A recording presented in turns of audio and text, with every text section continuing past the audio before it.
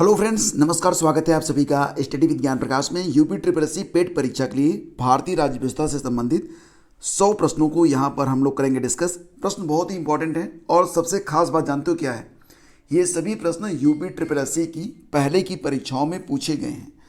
तो प्रश्न बहुत ही इंपॉर्टेंट है। सभी प्रश्न जो हैं ये यूपी ट्रिपल एससी की प्रीवियस ईयर के एग्ज़ाम से लिए गए हैं।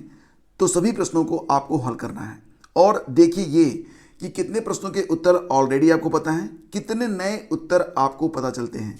तो यहाँ पर जो भी गलती करनी है फटाफट कर डालो, लेकिन एग्ज़ाम में गलती नहीं होनी चाहिए, क्योंकि वहाँ पर गलती की तो परिणाम बड़ा ही घातक रहेगा। तो चलिए शुरू करते हैं। और देखो जो पहला क्वेश्चन है वो बड़ा इंपॉर्टेंट है। प्रश्न होगा कि निम्नलिखित में से किसने पहले 1935 में संविधान सभा का सुझाव प्रस्तावित किया था।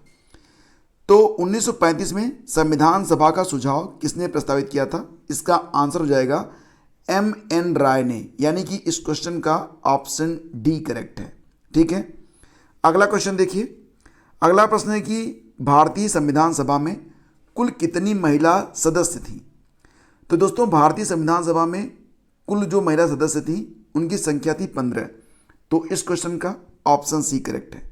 अगला क्वेश्चन देखिए, संविधान सभा के पहले अध्यक्ष कौन थे। अब देखो ये जो प्रश्न है ना थोड़ा सा कन्फ्यूजन वाला है।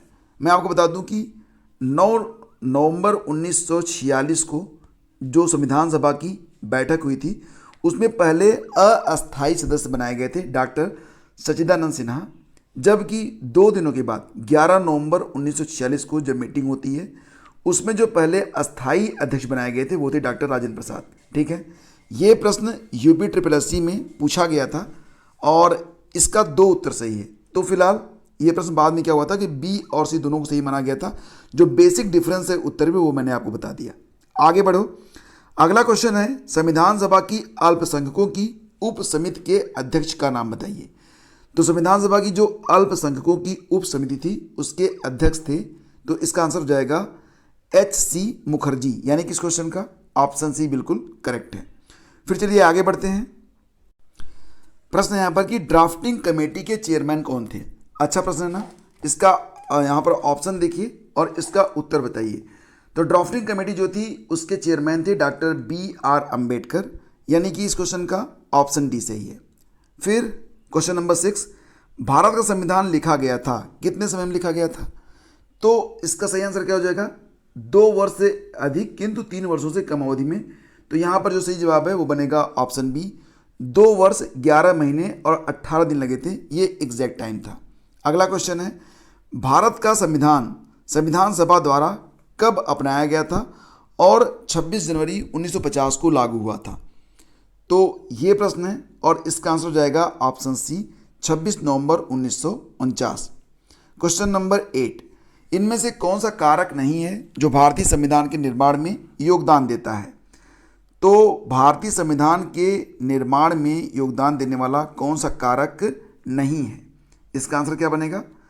औद्योगिक क्रांति, ब्रिटेन में संसदीय लोकतंत्र, इसका तो योगदान मिलेगा। रूस में सामाजिक क्रांति, ये भी सही है। अमेरिका में अधिकारों का विधेयक, ये भी है।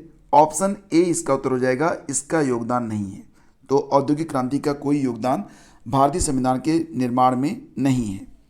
क्वेश्चन नंबर 9, इनमें से कौन सा भारतीय संविधान की एक महत्वपूर्ण विशेषता नहीं है। तो भारतीय संविधान की कौन सी एक महत्वपूर्ण विशेषता नहीं है? यह एक लिखित संविधान है, ये बिल्कुल करेक्ट है। यह अनुनेय है, यानी कि इसे संशोधित किया जा सकता है, लेकिन यह अनम्य भी है कुछ भाग के रूप में, यानी इसकी मूल संरचना में संशोधन नहीं किया जा सकता। तो ए और बी दोनों सही हो गए। सी और डी देख लेते हैं। यह एकल है क्योंकि केंद्र में अधिक शक्ति है, लेकिन यह संघीय भी है क्योंकि शक्ति केंद्र और राज्य के बीच विभाजित है, यह भी सही है। इसे राज्य के राज्यपाल, सांसदों और विधायकों के परामर्श से संशोधित किया जा सकता है, ये गलत है, ऐसा नहीं होता है। तो इसका आंसर क्या बनेगा? इसका आंसर है ऑप्शन डी। अब अगला क्वेश्चन है भारतीय संविधान कितने शब्दों से बना है। भारतीय संविधान में कितने शब्द हैं? अच्छा प्रश्न है। यह यूपी ट्रिपल एससी सम्मिलित अवर अधीन सेवा सामान्य चयन प्रतियोगात्मक परीक्षा 2016 में पूछा गया प्रश्न और इसका आंसर है दोस्तों ऑप्शन डी। ठीक है, ऑप्शन डी बिल्कुल करेक्ट है, रट लेना। 1,20,000। ठीक है, फिर क्वेश्चन नंबर 11 पे आ जाइए। क्वेश्चन नंबर 11 यहाँ पर है कि भारतीय संविधान, क्वेश्चन नंबर 11 कर रहा है कि संविधान के किस अनुच्छेद के प्रावधानों के अंतर्गत भारत सरकार ने भारत रत्न और पद्मश्री को प्रारंभ किया था। भारत सरकार ने भारत रत्न और पद्मश्री को संविधान के किस अनुच्छेद के प्रावधानों के अंतर्गत शुरू किया था। बहुत अच्छा प्रश्न है और इसका आंसर बनेगा दोस्तों ऑप्शन डी, अनुच्छेद 18। बिल्कुल रट लेना, 1954 से ये उपाधियां शुरू की गई हैं, ये भी याद रखना। कौन सा मौलिक अधिकार अल्पसंख्यकों के हितों के संरक्षण की बात करता है?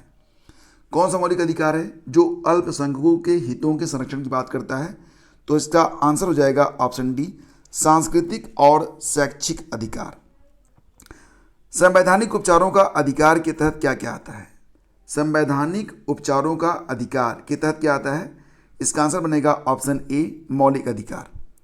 अगला क्वेश्चन है, भारतीय संविधान के अंतर्गत निम्नलिखित में से कौन एक मौलिक कर्तव्य नहीं है? लोकसभा में वोट डालना, तो यही हमारा आंसर बन जाएगा, बाकी तो यहाँ पर करेक्ट है। ठीक है, वैज्ञानिक दृष्टिकोण को विकसित करना, ये भी सही है, ये मौलिक कर्तव्य है। लोक संपत्ति की सुरक्षा करना और संविधान को मानना एवं इसके आदर्शों की कदर करना, तीनों सही है। ऑप्शन ए हमारा उत्तर बनेगा। अगला क्वेश्चन है, निम्न में से किस एक की संस्तुति के आधार पर मूल कर्तव्यों से संबंधित प्रावधानों को भारत के संविधान में जोड़ा गया था? इसका आंसर है फ्रेंड्स ऑप्शन नंबर बी। ठीक है, ऑप्शन बी, स्वर्ण सिंह समिति। स्वर्ण सिंह समिति की संस्तुति के आधार पर मूल कर्तव्यों से संबंधित प्रावधानों को भारत के संविधान में जोड़ा गया था। अगला क्वेश्चन है, कौन सी समिति ने मूल कर्तव्यों को संविधान में सम्मिलित करने का सुझाव दिया था? यह प्रश्न भी वही है जो भी मैंने ऊपर बताया था आपको। तो इसका आंसर क्या बनेगा? इसका आंसर बनेगा फ्रेंड्स ऑप्शन जी, ऑप्शन बी, स्वर्ण सिंह समिति। फिर क्वेश्चन नंबर 17 पे आ जाओ फटाफट। क्वेश्चन होगा कि भारतीय संविधान में कितने मूल कर्तव्य दिए गए हैं? तो फ्रेंड्स, भारतीय संविधान में जो मूल कर्तव्य हैं उनकी संख्या कितनी है? वर्तमान में 11 है, तो ऑप्शन डी करेक्ट है। भारत के राष्ट्रपति का कार्यकाल कितने वर्षों का होता है? तो इसका आंसर बन जाएगा 5 वर्ष, ऑप्शन सी करेक्ट है। भारत के संविधान के अनुसार राष्ट्रपति के पास अध्यादेश जारी करने की शक्ति है, तो भारत संविधान के किस अनुच्छेद के अनुसार राष्ट्रपति को अध्यादेश जारी करने की शक्ति मिलती है? इसका आंसर बनेगा ऑप्शन अनुच्छेद 123, ऑप्शन ए आपका करेक्ट है। राष्ट्रपति द्वारा राज्यसभा में कितने सदस्यों को नामित किया जा सकता है? अच्छा प्रश्न है, सही जवाब है इसका ऑप्शन सी, 12। ठीक है, भारत में राष्ट्रपति द्वारा राज्यसभा में कितने सदस्यों को मनोनीत किया जा सकता है? तो वही प्रश्न है, राज्यसभा और राज्यसभा में, तो मतलब क्वेश्चन को घुमा के पूछ लिया इसमें। तो क्वेश्चन नंबर 21 का भी जो ऐसा ही आंसर है वो सी ही रहेगा। इसके बाद देखिए, अनुसूचित जनजाति के संरक्षण के लिए एक क्षेत्र को अनुसूचित क्षेत्र के रूप में घोषणा करने की शक्ति किसके पास रहती है? तो इसका आंसर बताओ। इसका आंसर हो जाएगा ऑप्शन बी, भारत के राष्ट्रपति के पास, तो ऑप्शन बी करेक्ट है। भारत में राष्ट्रपति अपना कार्यकाल पूरा होने से पहले अपना त्यागपत्र अगर देना चाहें तो किसको दें? क्वेश्चन नंबर 23 का सही आंसर हो जाएगा ऑप्शन बी, उपराष्ट्रपति। ठीक है, 23 का सही जवाब बनेगा बी, भारत में राष्ट्रपति अपना कार्यकाल पूरा होने से पहले अपना त्यागपत्र सौंपेंगे किसको? उपराष्ट्रपति को।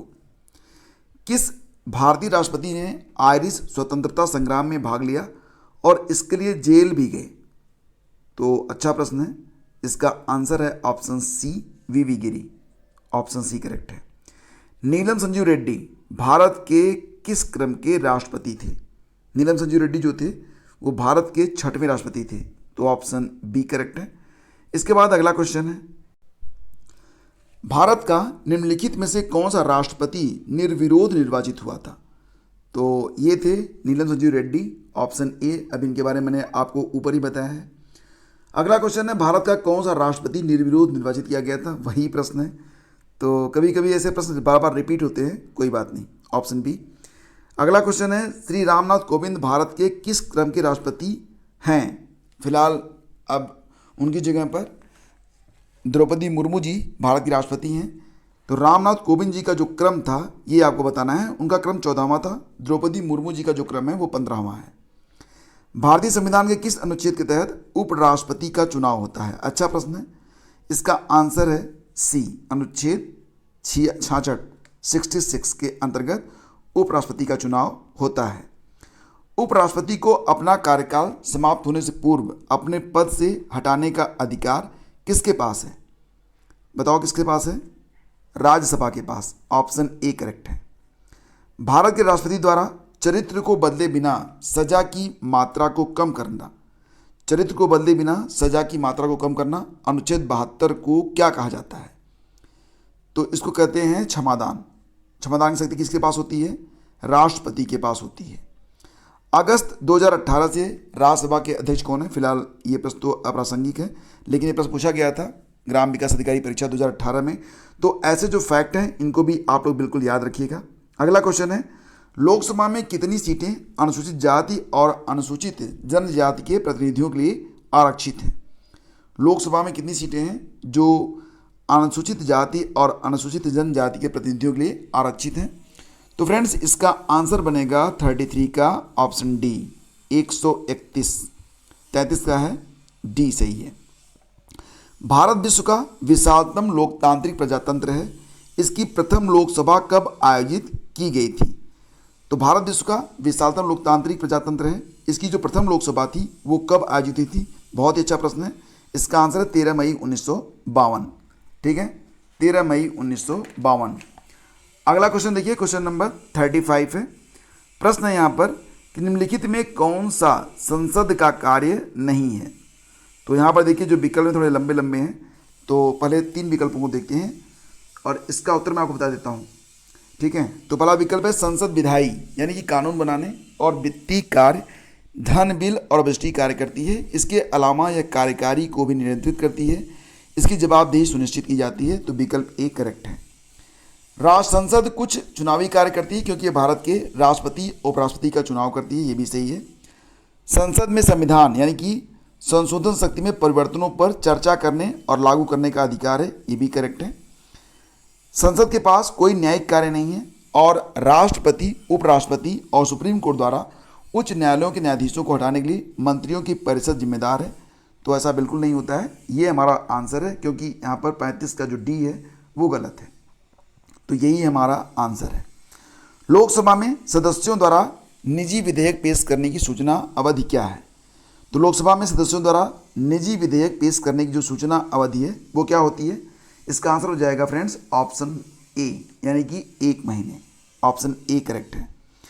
भारतीय संसद में मंत्रिमंडल के विरुद्ध अविश्वास प्रस्ताव पेश करने के लिए न्यूनतम कितने सांसदों के समर्थन की आवश्यकता होती है?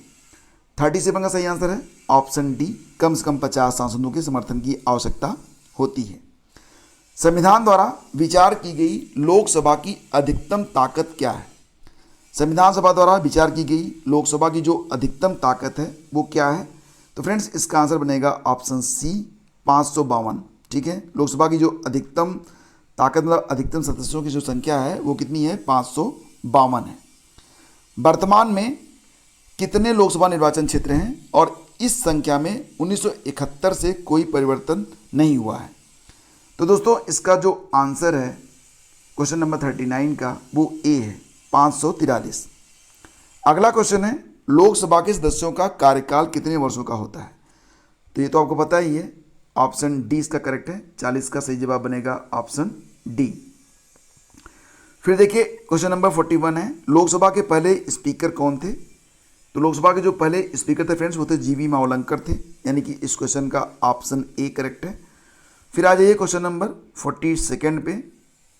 प्रश्न होगा भारत में निम्न में से किस लोकसभा अध्यक्ष का कुल कार्यकाल सर्वाधिक रहा है?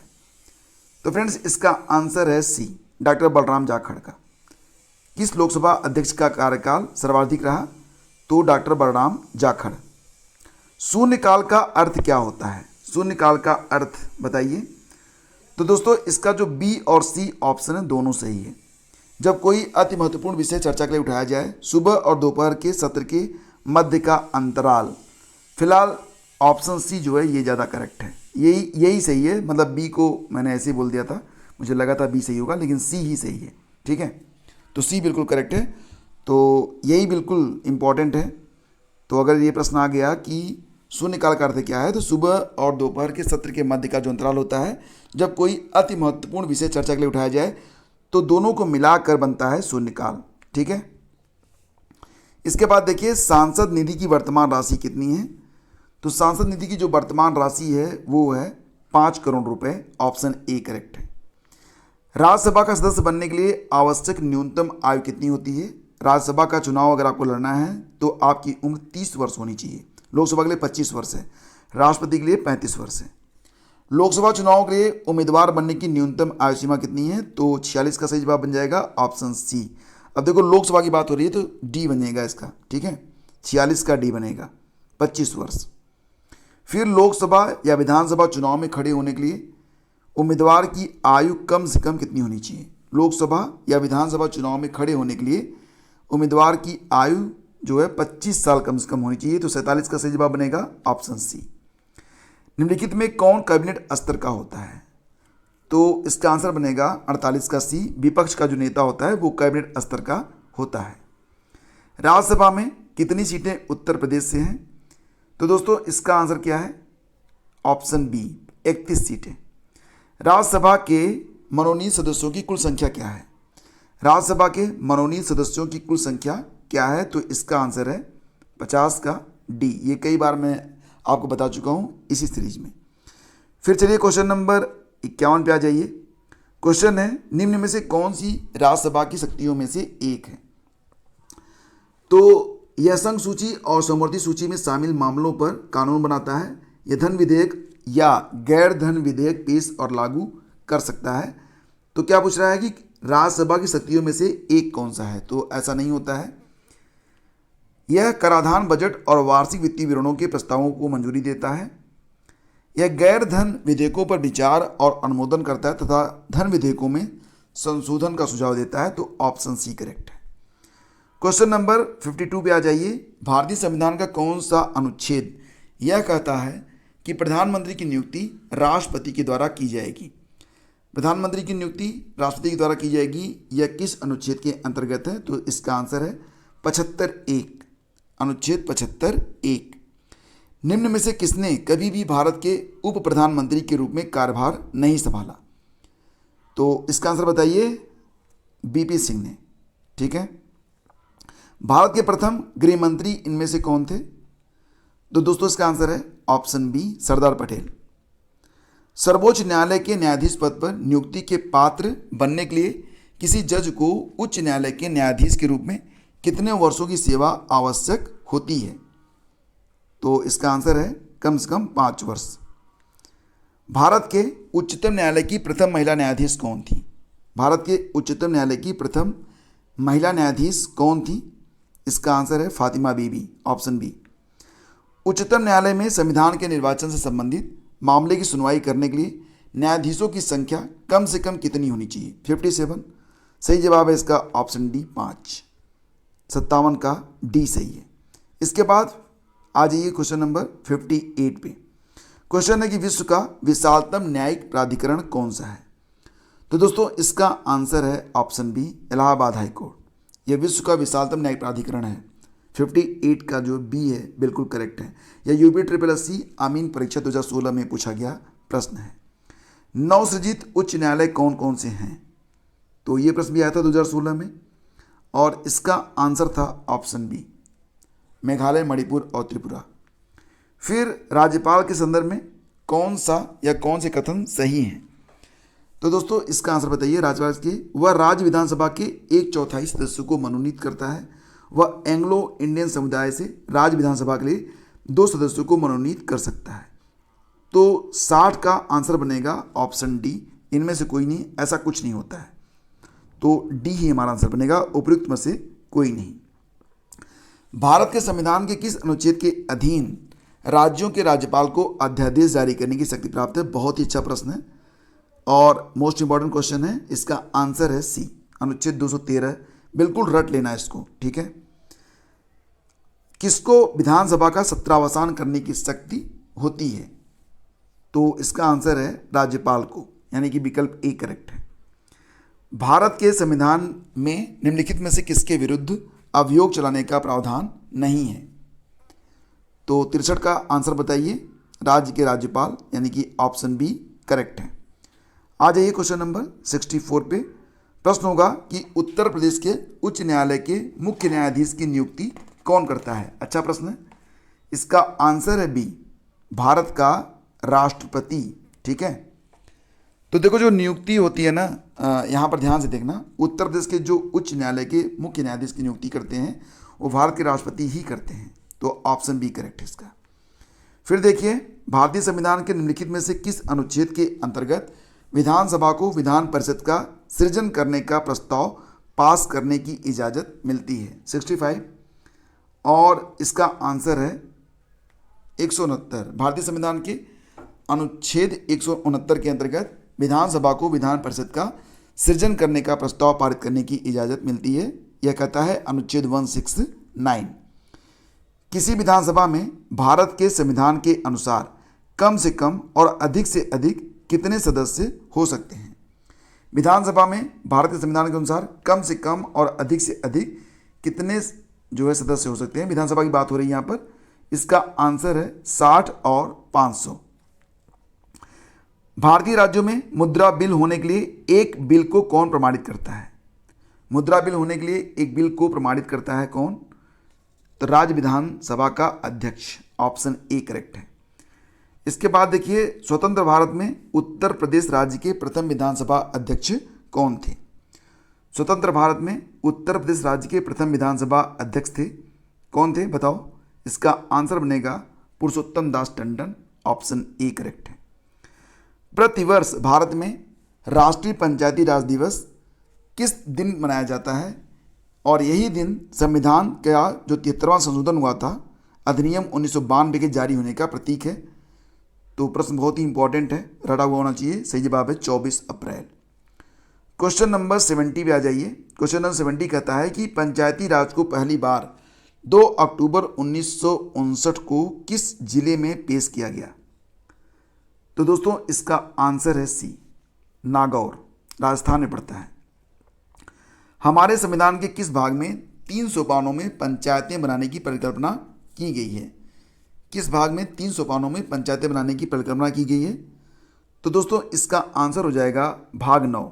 ये रटा हुआ होना चाहिए। बहुत ही अच्छा प्रश्न है। अगला क्वेश्चन पूछा गया था, निम्न में से क्या पंचायती राज संस्था नहीं है। देखो ये प्रश्न जब भी पूछे गए हैं उसके नीचे मैं आपको बता रहा हूँ कि ये कब पूछे गए थे, तो इसको बिल्कुल रट लेना, ठीक है। निम्न में से क्या पंचायती राज संस्था नहीं है। 72 का आंसर है डी, ग्राम सहकारी संस्था। ये पंचायती राज संस्था नहीं है। बाकी ग्राम पंचायत, न्याय पंचायत, ग्राम सभा ये पंचायती राज में आते हैं। तो डी हमारा उत्तर है। भारतीय संविधान के अनुच्छेद 243 ख के अधीन गठित ग्रामीण क्षेत्रों के लिए स्व सरकार की संस्था कौन सी है। 73 का सही जवाब है ग्राम पंचायत, ऑप्शन बी करेक्ट है। इनमें से कौन सा भारत में पंचायती राज की 3 स्तरीय प्रणाली में एक स्तर नहीं है। 74 का सही जवाब बनेगा ऑप्शन डी, नगर परिषद। ग्राम पंचायत के तंत्र के 3 स्तर होते हैं। ब्लॉक स्तर पर क्या होता है। ग्राम पंचायत तंत्र के 3 स्तर होते हैं। ब्लॉक स्तर पर क्या होता है, तो सही जवाब है पंचायत समिति, यानी कि ऑप्शन बी सही है, ठीक है। किस समिति ने त्रिस्तरीय पंचायत प्रणाली की अनुशंसा की थी। ये प्रश्न फिर देखो फिर से आ रहा है, जिसका आंसर ऑप्शन डी है, बलवंत राय मेहता समिति। किस समिति के कार्य ने पूरे देश में पंचायती राज संस्थाओं के प्रारंभ के लिए मंच स्थापित किया था। 77 का सही जवाब बनेगा ऑप्शन बी, बलवंत राय मेहता समिति। 73वें संविधान संशोधन 1992 के द्वारा भारतीय संविधान में किस शीर्षक से एक परिच्छेद 9 जोड़ा गया, जो अनुच्छेद 243 से 243 ओ के प्रावधान कवर करता है। इसका आंसर है पंचायत, यानी कि ऑप्शन सी यहाँ पर बिल्कुल करेक्ट है। अगला क्वेश्चन है, भारत के संविधान के किस संशोधन अधिनियम ने पंचायती राज को एक संवैधानिक निकाय बनाया था। 79, तो इसका आंसर हो जाएगा ए, 1992 का 73वां संशोधन अधिनियम, ठीक है। अभी मैंने इसके बारे में आपको बताया था 24 अप्रैल वाला जो दिन मनाया जाता है। भारतीय संविधान में पंचायती राज प्रणाली को किस वर्ष में संशोधन में औपचारिक रूप दिया गया था। तो दोस्तों इसका आंसर बनेगा ऑप्शन डी, 1992 में जो 73वां संशोधन हुआ था। तो ऑप्शन डी करेक्ट है। भारत के संविधान की अनुच्छेद 243 निम्नलिखित में से किसकी व्याख्या करता है? तो इसका आंसर है ऑप्शन बी, पंचायती राज प्रणाली की। भारत के संविधान के अनुच्छेद 243 आई के अनुसार पंचायतों की वित्तीय स्थिति की समीक्षा के लिए वित्त आयोग का गठन कब किया जाता है? तो फ्रेंड्स, इसका आंसर बनेगा हर 5वें वर्ष की समाप्ति पर। ऑप्शन बी करेक्ट है। किसी ग्राम पंचायत द्वारा उप प्रधान को पद से हटाने के लिए कम से कम कितने पंचायत सदस्यों का समर्थन आवश्यक है? 83 का सही जवाब है 2/3। ऑप्शन डी करेक्ट है। 84 पे आइए, भारत में ग्राम पंचायतों की कुल संख्या कितनी है? 2015 में पूछा गया प्रश्न है। तो फिलहाल यहाँ पर जो 84 का सही जवाब था, इसमें कोई सही नहीं था, तो उपयुक्त में से कोई नहीं इसका आंसर था। एक ग्राम पंचायत में महिलाओं के लिए कितने प्रतिशत पद आरक्षित होने चाहिए? इसका जवाब है 1/3 यानी कि 33%। ठीक है। इसके बाद देखिए क्वेश्चन नंबर आपका आ जाएगा 86। 27 अगस्त 2009 को भारत सरकार के केंद्रीय मंत्रिमंडल ने पंचायती राज संस्थाओं, जिसको PRI कहते हैं, में महिलाओं के लिए कितने प्रतिशत आरक्षण को मंजूरी प्रदान की है? 86 सही जवाब बनेगा ऑप्शन सी, ये हो गया है 50%। 86 का सी है। ठीक है। तो ये बात ध्यान रखना कि एक ग्राम पंचायत में महिलाओं के लिए कितने प्रतिशत पद आरक्षित होने चाहिए। तो ये मैंने आपको क्या बताया था, 85 का जवाब सी था, 33%। लेकिन 27 अगस्त 2009 को भारत सरकार के केंद्रीय मंत्रिमंडल ने पंचायती राज संस्थाओं में महिलाओं के लिए जो आरक्षण है उसको कर दिया है कितना? 50% कर दिया है। तो ऑप्शन सी करेक्ट है। भारत में पंचायती राज स्थापित करने वाले प्रथम 2 राज्य कौन से थे? तो पंचायती राज सबसे पहले कहाँ पर स्थापित हुआ था? राजस्थान में, ये तो आप जानते ही हैं। उसके बाद कहाँ पर हुआ था? तो आंध्र प्रदेश में, यानी कि ऑप्शन सी करेक्ट है यहाँ पर। एक ग्राम पंचायत में ग्राम के वार्डों में चुने हुए कितने सदस्य होते हैं, जिन्हें पंच कहा जाता है? एक ग्राम पंचायत होती है, उसमें ग्राम के वार्डों से चुने हुए कितने सदस्य होते हैं? तो पंच कितने होते हैं, बेसिकली ये क्वेश्चन है। तो 7 से 17 इनकी संख्या हो सकती है, 7 से लेकर 17 तक। उत्तर प्रदेश में एक वर्ष में न्यूनतम कितनी ग्राम सभा की बैठक मीटिंग होनी चाहिए? 89 का सही जवाब है ऑप्शन डी, कम से कम 2, 6 महीने पर होना जरूरी है। एक व्यक्ति के लिए पंचायत का सदस्य बनने की न्यूनतम आयु कितनी होती है? तो फ्रेंड्स, इसका आंसर बनेगा ऑप्शन ए, कम से कम 21 साल। किसी नए राज्य के गठन के लिए भारतीय संविधान की किस अनुसूची में संशोधन करने की आवश्यकता होती है?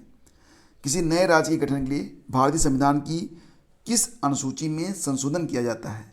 91 बहुत अच्छा प्रश्न है और बहुत इंपॉर्टेंट भी है, तो ये पहला बनेगा, ऑप्शन बी करेक्ट है। 91 का बी, प्रथम जो भारतीय संविधान की प्रथम अनुसूची है उसमें संशोधन की आवश्यकता होती है। भारतीय संविधान के अनुच्छेद 368 का संबंध किससे है? तो इसका आंसर है संविधान संशोधन प्रक्रिया से, तो ऑप्शन बी करेक्ट है। ठीक है। इसके बाद चलिए क्वेश्चन नंबर 93 पे आ जाइए। कुल 100 प्रश्नों को हम करेंगे डिस्कस, उससे अधिक भी हो सकते हैं। संविधान का निम्न में से कौन सा संशोधन केंद्र तथा राज्य में मंत्रिपरिषद के मंत्रियों की अधिकतम संख्या सीमित करता है? प्रश्न समझ गए आप? कौन सा संशोधन केंद्र तथा राज्य में मंत्रिपरिषद के मंत्रियों की अधिकतम संख्या को सीमित करता है? इसका आंसर है 91वां संशोधन, ऑप्शन बी करेक्ट है। संविधान का 52वां संशोधन किससे संबंधित है? संविधान का जो 52वां संशोधन है वो संबंधित है दल बदल से, ऑप्शन ए।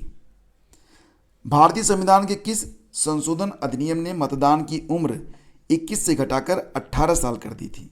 95। इसका आंसर है डी, 1989 का 61वां संविधान संशोधन।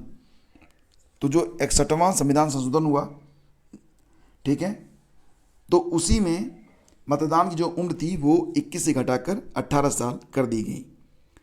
एक राजनीतिक दल राष्ट्रीय पार्टी के रूप में मान्यता प्राप्त करने योग्य होगा यदि वह लोकसभा में कम से कम कितनी सीटें जीतता है और ये सदस्य कम से कम 3 विभिन्न राज्यों से चुने जाते हैं? 96। और इसका आंसर क्या बनेगा? Option A.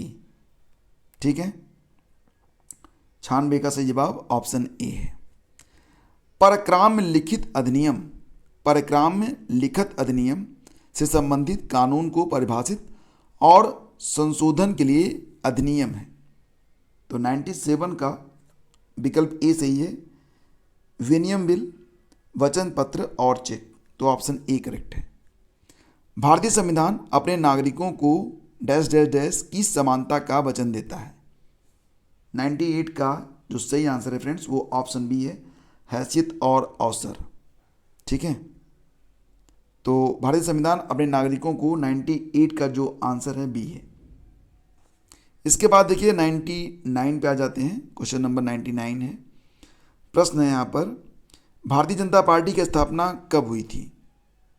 तो भारतीय जनता पार्टी की स्थापना हुई थी दोस्तों 1980 में। विकल्प डी सही है, 99 का डी सही है। भारत के मुख्य निर्वाचन आयुक्त की सेवानिवृत्ति की आयु कितने वर्ष है? तो ये आयु कितनी होती है? 65 साल। संविधान सीसी और चुनाव आयुक्तों के कार्यकाल की सुरक्षा सुनिश्चित करता है। वे 6 साल के कार्यकाल के लिए नियुक्त किए जाते हैं या कितने वर्ष की आयु तक नियुक्त रहते हैं, जो भी पहले हो। तो इसका आंसर है ऑप्शन बी, 65 साल। भारत के संविधान की किस अनुसूची में असम, मेघालय, त्रिपुरा और मिजोरम राज्यों में जनजातीय क्षेत्रों के प्रशासन के संबंध में प्रावधान मिलता है? 6वां, ऑप्शन सी करेक्ट है। कोंकणी जो है यहाँ पर बताया गया है कि किस यूटी की शासकीय भाषा है? तो 103 का सही जवाब है दमन और दीव, ऑप्शन सी करेक्ट है। ये 2016 का प्रश्न है। इसके बाद देखिए, कौन सी भाषा चीनी तिब्बती भाषा परिवार से है? कुबी, ठाडो, दिमासा या माल्टो? इसका आंसर है दिमासा। भारत में वोट देने की न्यूनतम पात्रता उम्र मैंने आपको बताया था 18 वर्ष है, 105 का डी। नीति आयोग के अध्यक्ष कौन होते हैं? तो आपको पता ही है, अध्यक्ष तो प्रधानमंत्री ही होते हैं। तो कुल मिला के 100+ प्रश्नों को हमने यहाँ पर डिस्कस किया। सभी प्रश्न यूपी SSSC की प्रीवियस ईयर परीक्षाओं में पूछे गए थे। तो प्रश्न बहुत ही इंपॉर्टेंट थे और इनको बिल्कुल आप रट लेना। ठीक है, टेलीग्राम चैनल पर आपकी क्विज भी करवाई जा रही है, तो क्विज में भी पार्टिसिपेट करते रहिए, उससे आपका अच्छा रिवीजन हो जाता है। और टेलीग्राम चैनल से जो लोग नहीं जुड़े हैं जुड़ जाएं। स्टडी विद ज्ञान प्रकाश लिख कर सर्च कर लीजिएगा टेलीग्राम अगर आप यूज़ करते हैं, और ज्वाइन का बटन दिखेगा, वहाँ पर जाकर ज्वाइन हो जाइएगा। Thank you so much, have a great day. जय हिंद। मिलते हैं आपसे फिर से, तब तक के लिए आज्ञा दीजिए। नमस्कार, जय हिंद।